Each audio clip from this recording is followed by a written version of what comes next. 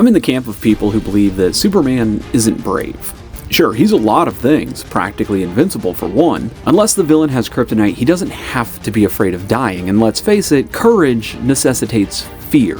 In order to be brave, you must first be afraid. But Batman? Oh, Batman could die any day. All it takes is one unknown unknown, and suddenly Wayne Enterprises has a lot of questions to answer. Consider every argument you've ever heard about who would win in a fight. The first thing anyone asks is, how much prep time does Batman get? Because if the answer is none, the only thing Bruce Wayne is going to do is crap his $2 million suit, and rightfully so. I'm not judging the man for that. I read this concept in the book Athletic Shorts close to 3 decades ago, and I think about it a lot. Like anytime I MC for Rocky Horror, I go on stage without pants and perform what is essentially a half-hour stand-up routine in front of well over 1,000 people, and I've lost count of how many times someone has said that what I do takes guts. But I'll let you in on something. It requires zero courage on my part. That's something that I love to do. I enjoy every second that I'm on that stage walking around in my underwear. That's not to say that I don't understand where they're coming from. I know that public speaking is one of the most common fears. I'm aware that the recurring nightmare of showing up to give a presentation only to realize you're sporting your birthday suit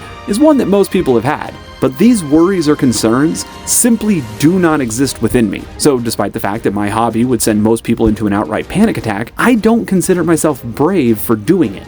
On the flip side of that coin, I don't understand how people casually ride roller coasters. I've never been on one that goes upside down. In fact, the most intense ride I've ever ridden is the Mummy at Universal Studios Orlando, and the first time I rode it, there were kids who just barely reached the height requirement, bursting with excitement while I was doing breathing exercises to control my anxiety. In that scenario, I was the one who required more bravery. Just, give me a second to pat myself on the back for being braver than a 10-year-old.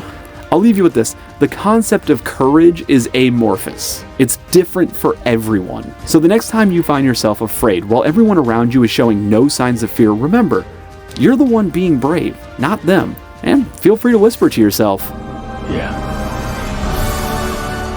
I'm Batman.